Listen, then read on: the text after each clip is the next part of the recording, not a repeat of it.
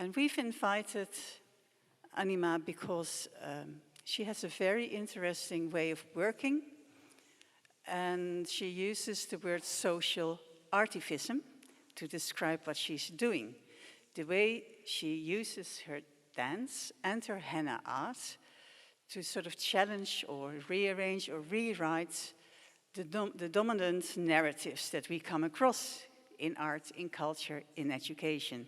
Dominant narratives in which there's seldom or little space for colored women, for the story that belongs to them, that they want to tell, and that needs a different view, a different approach, a different community maybe, and it needs a lot of reaching out and working together. Here is the space for Anima Jhagroe. Have fun.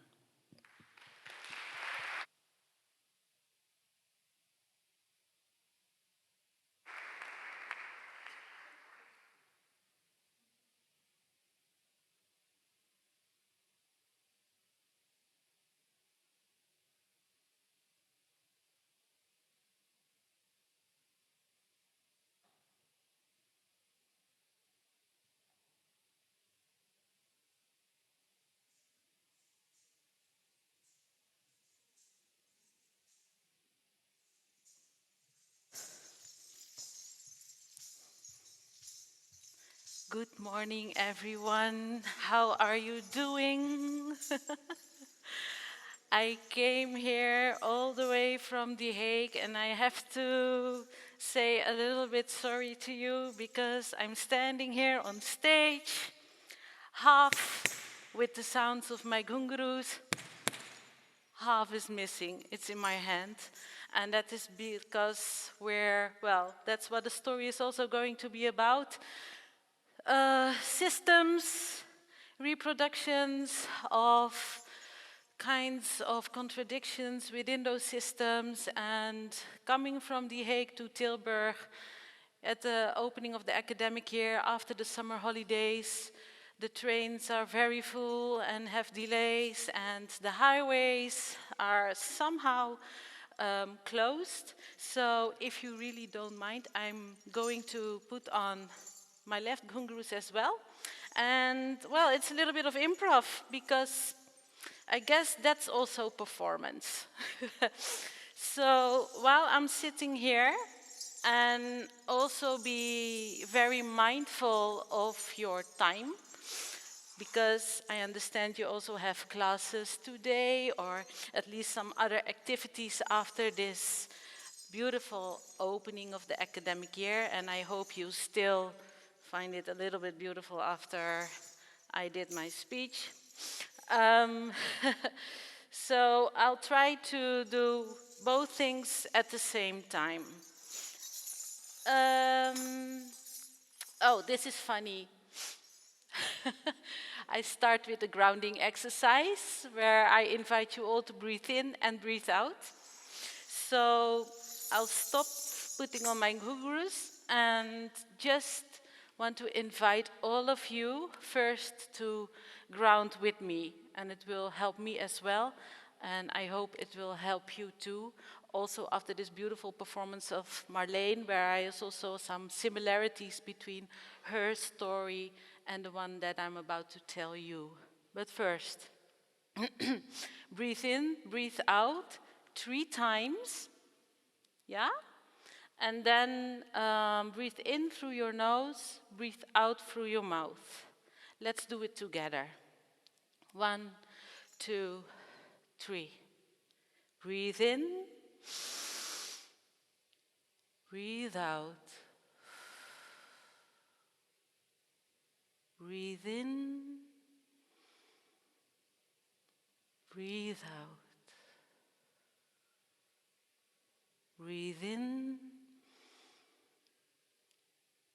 and breathe out. Thank you. What does your body tell you? How deep were you able to breathe? Was it fully over your lungs or was it halfway? Did you close your eyes or were you looking what everybody else was doing. Could you feel your chair? Could you feel your feet on the ground? Did you feel your neighbor's presence? Or do you need more time to feel at ease and then do the exercise? Your body, including your mind, your senses, your feelings, your soul, your heart, they are an amalgamation of knowledges that live within us and amongst us. We need to listen to them more closely, especially in an era where we are taught that there is a distinction between body, mind, and soul, but there's not. There is our flesh, and our flesh is our spiritual guidance. It connects us to earth, each other, and different dimensions of time and other beings.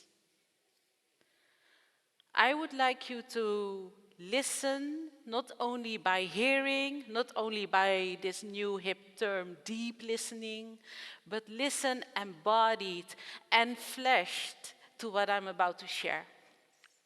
This lecture performance is performed in many languages, and they're all performed at the same time. They're communicating at the same time.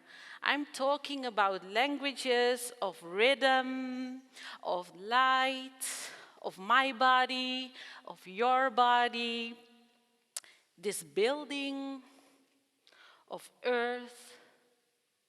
Yes, earth is also here. We reformed her in chairs, in mics, in our clothes, but earth is here. And despite us being so violent to her, she, for now, still allows us to breathe her air. It is also thanks to her that we exist, that our hearts beat in a body that is created for us, not by us. We do not tell our heart to beat 80 beats per minute. Something else is making us live. Something else is making our hearts beat. And we need to honor that something. We need to honor that rhythm. This lecture performance takes you through a rhythmic cycle of 16 beats. It's a North Indian classical music system, and it's called a Teentaal. A Teentaal of 16 beats consists of 4 parts. 4 times 4 is 16. First part, art is always political. Second part, art is transformative. Third part, the stories of oppression. And the fourth part, togetherness. Every part is consistent of a short story from my art praxis, a norm to break, and a question to ask. They are all intertwined and not necessarily in a sequence, so the 4 parts. Elements that you will probably also encounter in your artistic journey or path, or the one that you're already in. Through my artistic journey with henna and dance, a lot of experience and stories came to me. For those who don't know henna, henna is a plant, and that grows from the regions of North Africa to the Middle East to the south of Asia. The leaves are dried and sold here in the Netherlands as a powder. From that powder, I make a henna paste.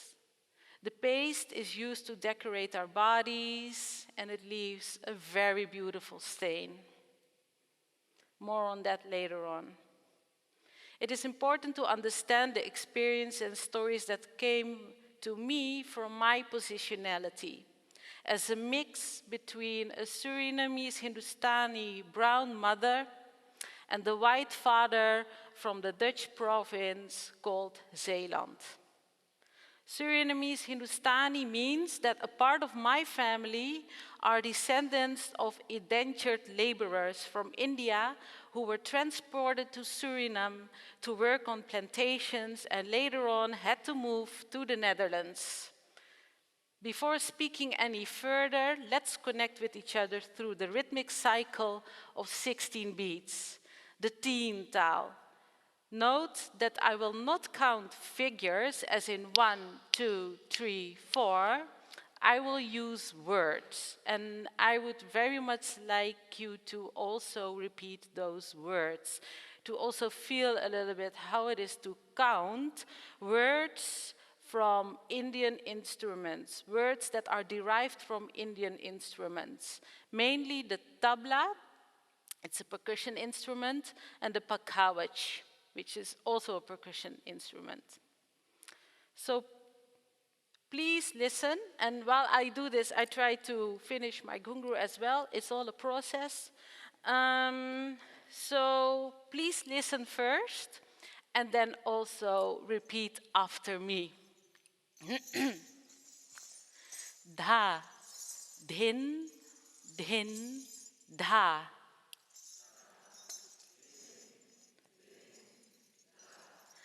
Dha, dhin, dhin, dha.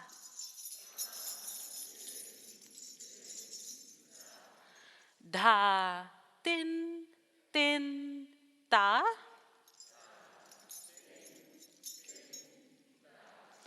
Ta, dhin, dhin, dha.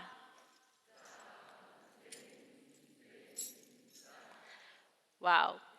Already very rhythmic. So let's try it one more time, all together, all 16 beats. 1, 2, 3, 4.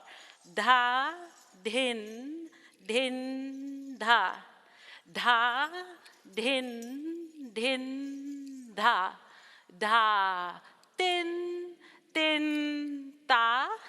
Ta, dhin, dhin, dha. Dha. Yes, what a weird dha was that, right?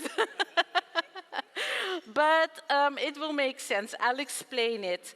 The last dha that we all did together is the first beat of the next cycle of 16 beats, because it's a cyclic, the rhythm is thought from cycles.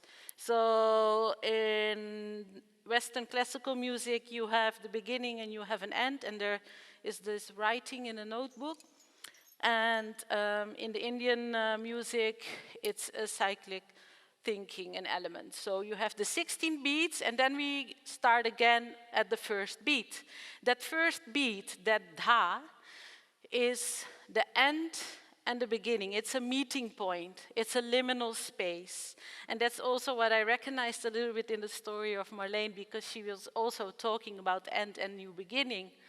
And the sum, to me, also means a liminal space where the end and the beginning come together, and whether you either can decide to continue the cycle or to break with it, to continue a dominant norm or to break with it. All right, let me stand up now.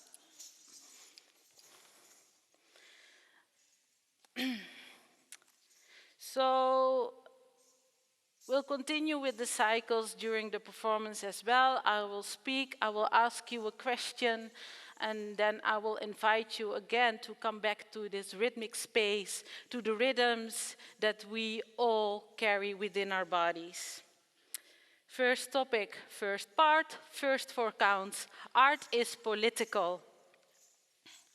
Art, to me, is always political, and even when you think it's not. In the Netherlands, specifically, when you say the words politics, people often think of political parties. But that is not the case. Politics is power, and power is everywhere. Hence, art is always political. Let me give you an example. Imagine a dance studio, ballet floor, mirrors, 3 people in the room, me, two coaches. We are creating a piece that is called Nerve.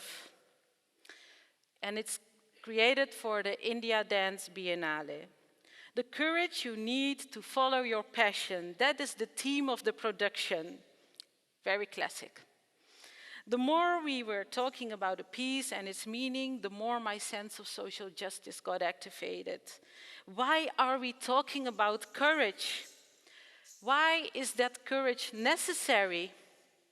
Like many other times, once again, I got confronted with the fact that there is no space for Indian arts in the Netherlands.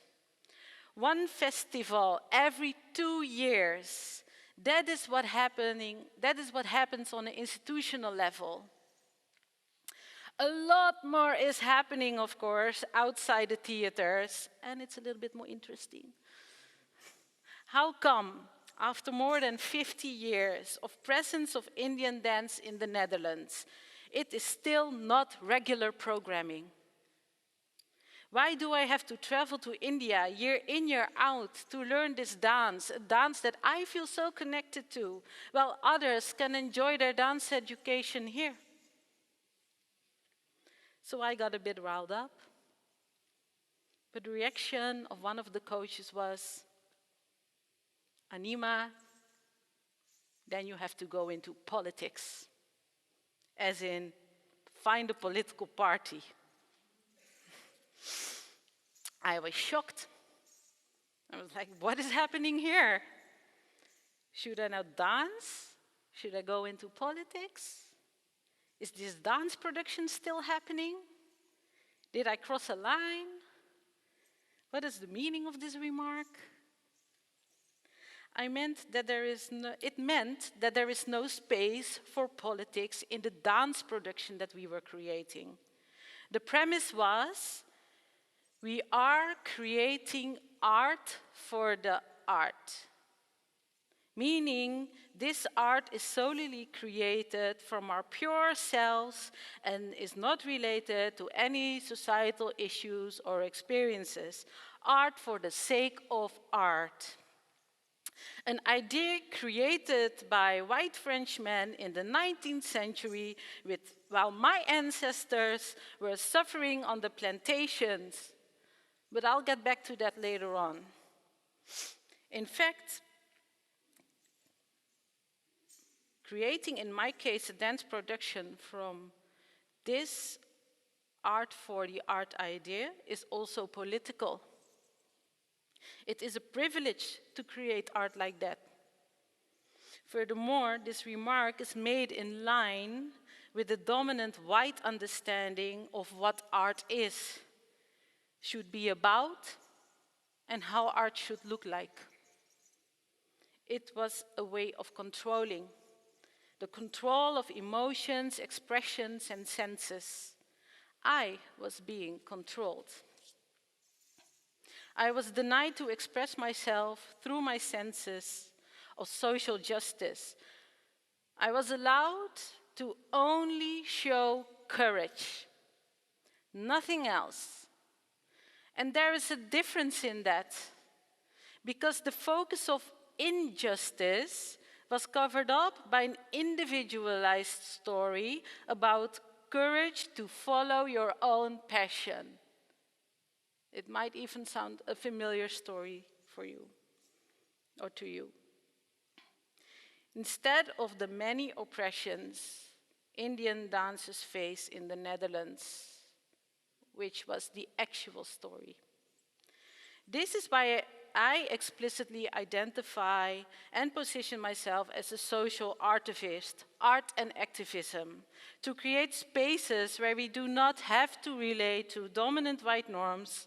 It is out of necessity and not because I want to create something beautiful. Of course, I want to create something beautiful, but in my case, I first have to create a space before I can create something beautiful that I think is beautiful and does not take into account white aesthetics. What would you do if you were in my situation? Would you continue the dance production? or would you step out? Let's go back to our rhythm. First we say the 16 beats together, and then I follow up with a pattern. The words of a pattern are derived from the sound of a pakawaj. And the pakawaj, I really think that the subwoofer is inspired by the pakawaj. It's very dense and very heavy in sound. It really takes your whole body along with its heavy sounds. And it's also often associated, those sounds, with the deity Shiva, also called Nataraj, the Lord of cosmic dance of creation and destruction. It symbolizes to me the transformative power that dances in all our bodies. Let's start together with Da Din Dinda, and then I will take on with the parent. So please, together. Da, din, din, da, da, din, din, da, da, din, din, da, da, din, din, da, dit, dit, da, kirda, titta, da, git, titta, da, kirda, titta, da, katita, da, katita, da, katita, da, kata, da, dit, dit, da, kirda, titta, da, git, titta, da, kirda, titta, da, katita, da, katita, da, katita, da, kata, da, dit, dit, da, kirda, titta, da, git, titta, da, kirda, titta, da, katita, da, katita, da, katita, da, kata, da.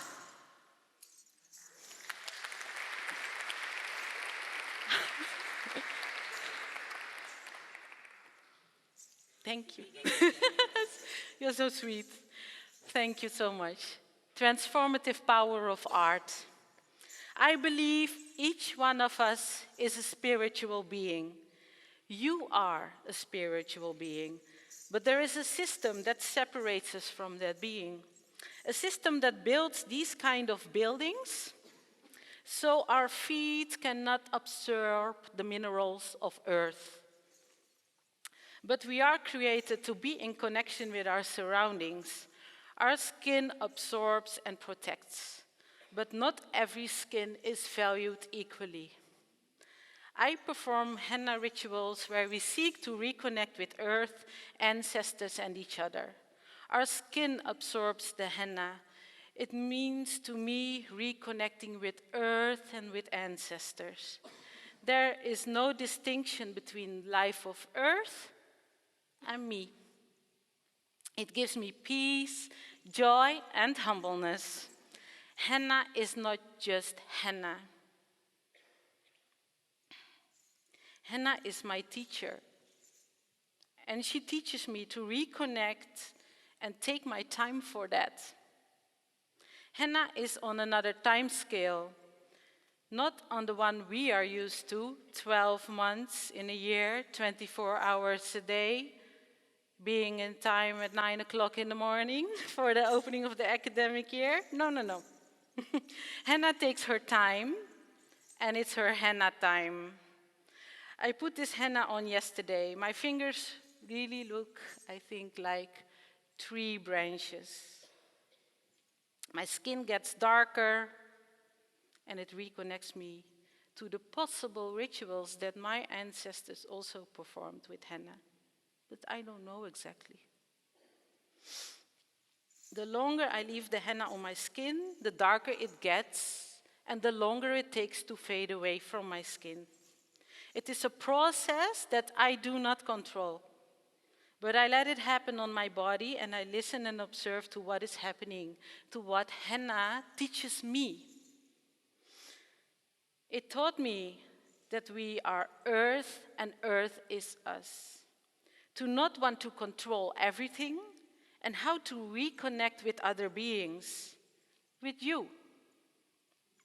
Henna connects, and that's her spiritual power. With henna, we can transform spaces. Let me give you an example. Exactly this year is 150 years ago the first indentured laborers arrived in Suriname to work in the burning sun on the plantations of the white man. It was a system designed to substitute slavery, and that's not very much known. Profit had to go on, working conditions stayed extremely poor. There were revolts on the plantations and people were murdered. To honor them, a commemoration march was organized by Prawini Baburam from the Sarnami House. We marched through the city of The Hague towards the town hall. There we gathered and performed the henna ritual.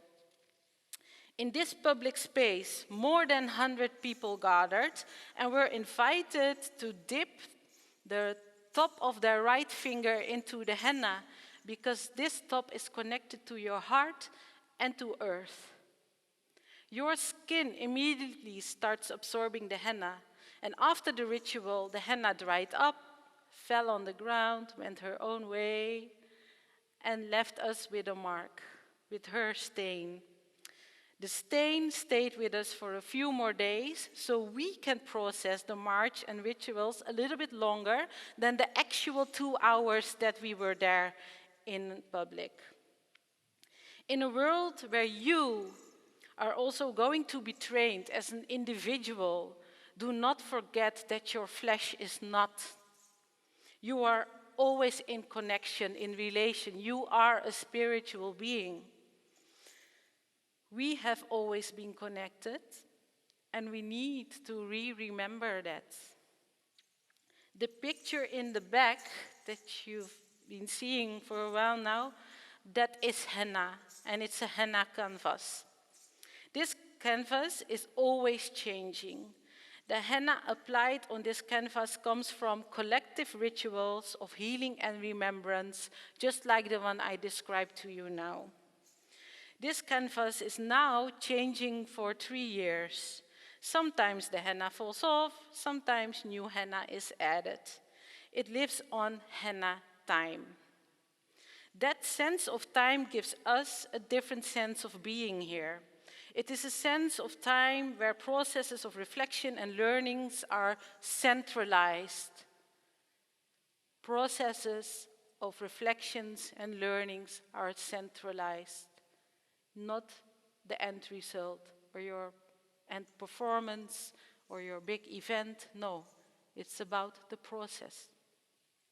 Those kind of processes can be transformative to you and to others. So you have chosen a very important study. In a time where everything is capitalized, even oxygen. I mean, I was in Delhi and I could get flavors of oxygen, lavender, apple. You chose for your inner creative force. And that is something to honor and cherish and admire. That one is for you. You have the potential to move mountains. Believe in that. So, where do you experience a different sense of time? And what does that tell you? Which mountains will you move?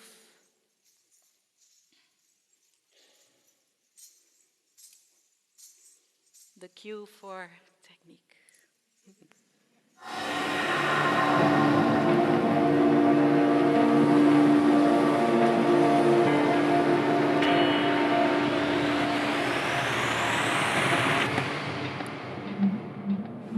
If I ride, I believe I'ma change our ways. But in this case,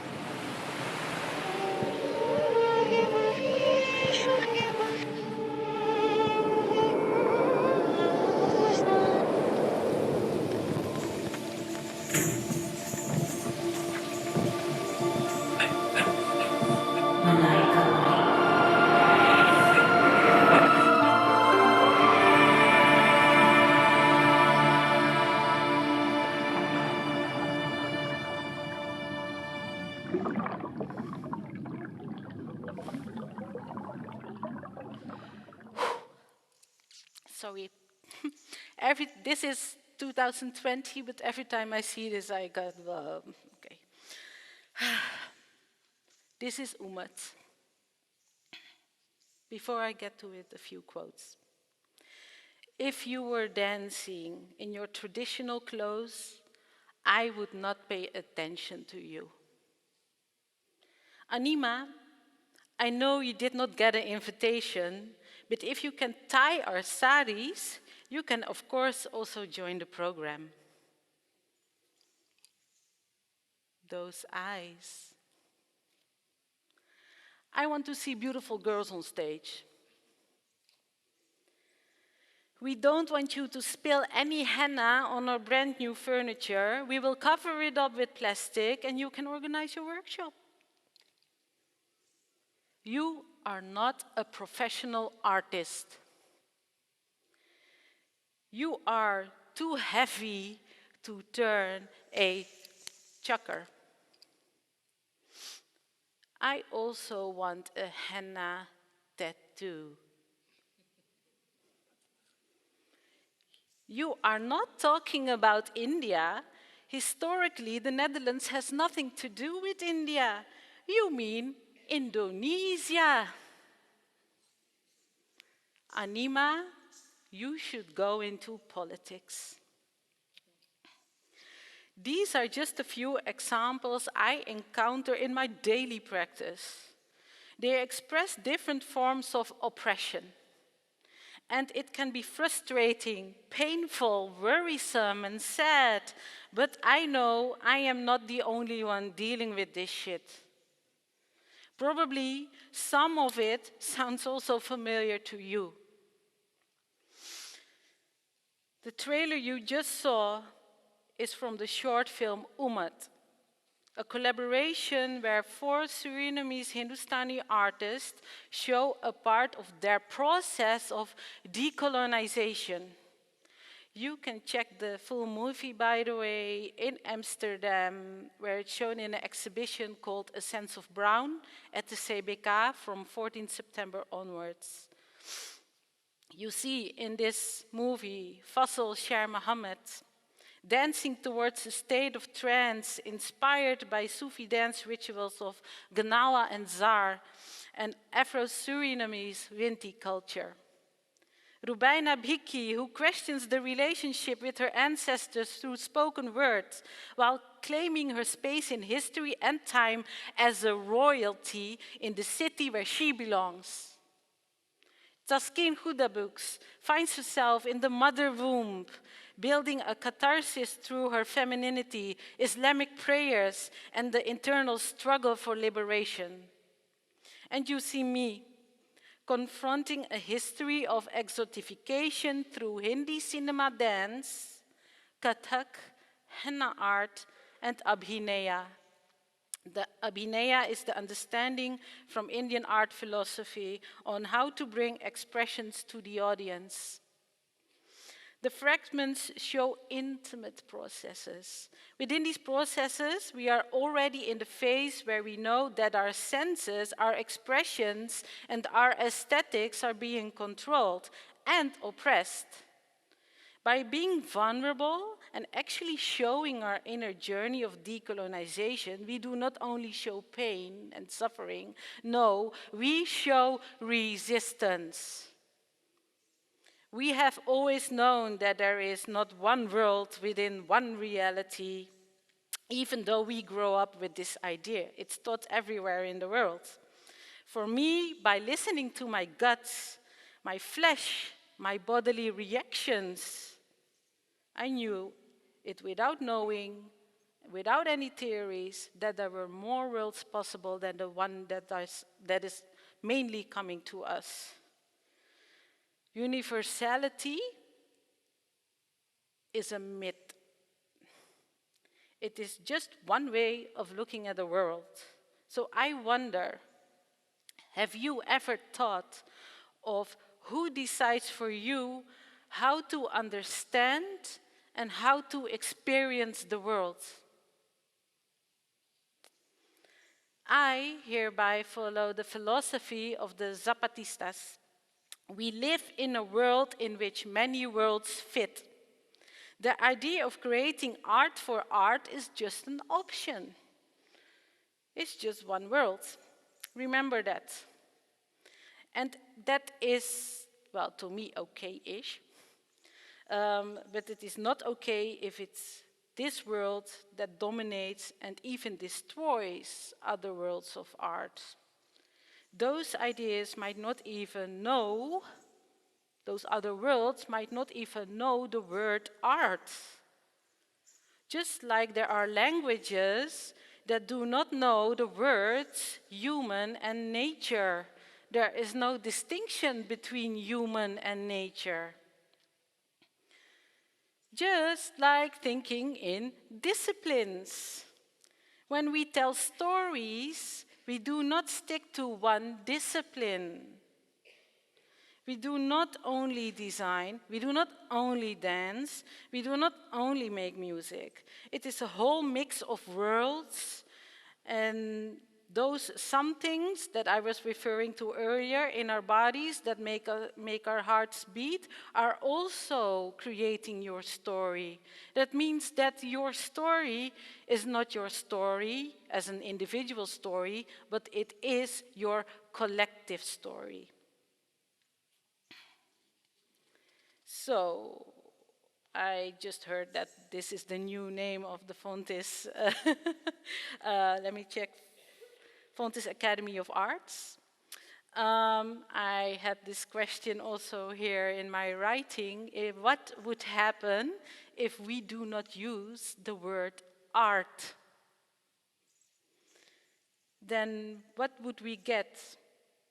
Fontys Academy of. Let's get back to our rhythm. Again, let's say together the Teentaal, and then I'll follow up with the Utaan. And the Utaan means uprising and uplifting. Please, together. 1, 2, 3, 4. Da, din, din, da, da, din, din, da, da, din. Ta, ta, din, din, da, te, te, ta, ta, ta, ta, te, ya, te, ya, te, te, te, ta, ta, ta, ta, te, ya, te, ya, te, te, tat, tik, da, kat, tat, tat, tik, da, kat, tram, te, da, te, da, te, ta, ta, te, ta, ta, te, ta, ta, te. Tram te da te da te ta ta te ta ta te ta ta te. Tram te da te da te ta ta te ta ta te da te da te da ta te da da da.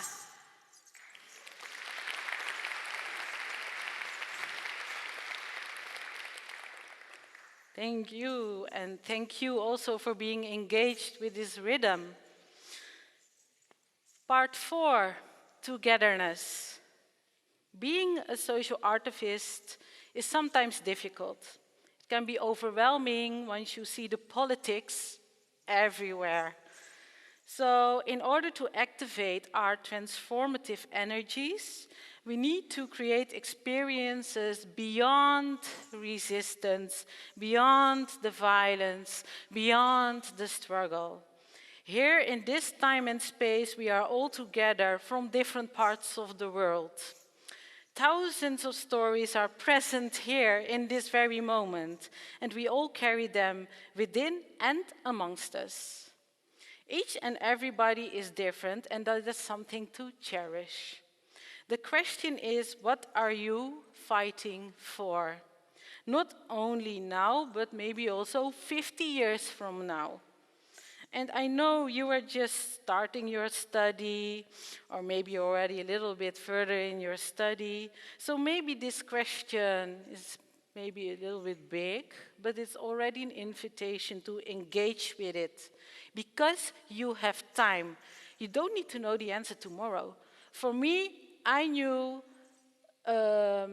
my social justice, let's say, purpose, the fight. I found the necessity maybe after 15 or 20 years. Before that, I was just doing. I was still claiming spaces. I was still creating spaces. But in order to actually speak, because I'm a dancer, I'm a henna artist. My language is more in those areas. Using words, I really had to train myself. Take your time within that. Take some years, and in those years, also like Karen said, do stuff, make stuff that doesn't happen, make a little bit of faults, do some things a little bit good, and you learn and you learn and you learn, but just make sure that you're not doing it alone. You're all together here, and you all have a space where you can create and where you can make that social change happen. Well, okay, bye. He wants to go there, then she can go there. Well, so you have each other, and you can think, you can explore, you can experience, and you can reflect about it. And I mean, do it together, really do it together, because I had to study, I'm almost ashamed of it, business administration and marketing. And in those studies, there were very few people at that time, at least, who were concerned with human bodies or even Earth. I was the crazy one fighting for, at that time, fair trade chocolate. Well, now it's no other discussion and dimension to it. So count your blessings as well. You have each other. You're here in this space, and you can really be a force of transformation. Remember your spiritual self, how art makes you sense a different time, reconnect with your flesh. Theories are okay-ish, study them for your exam, but life happens before the book is written. Every story of oppression lives alongside stories of resistance, collective liberation, and love. We arrived at the 16th beat of the cycle. That means one beat is left. Some. The first beat of the new cycle. Our end and our beginning at the same time. Let's begin your academic year also with some. We start together with Da Din Dinda, like we're doing the whole time. And I will follow up with the Tihai, which is a rhythmic pattern that is repeated 3 times. Listen carefully, and let's all try to clap on some. Okay, here we go. Da, din, din, da, din, din, da, din, din, da, din, din, da, te, te, da, na, din, da, na, din, da, na, din, da, na, din, da, na, din, da. Ta te te ta a te te ta ta te ta te ta na din din na da na din na da na din na da ta te te ta a te te ta ta te ta na din na da na din na da na din na da.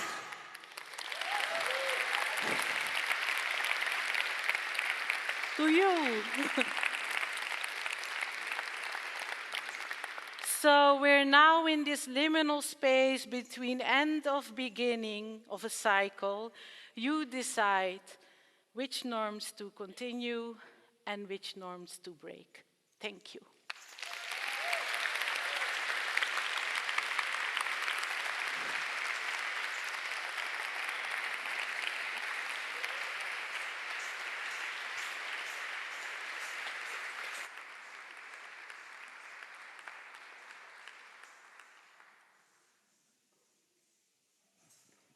Well, thank you, Anima. You can still hear her walking to her place. Thank you for sharing your stories and your rhythm and challenging us to have a different perception and start transformation. You can build a mountain. So thank you. And all of you, thank you for being here. Thank you for opening this together. And we're inviting you out into the open air for a coffee or a drink and a chat. I'll see you there.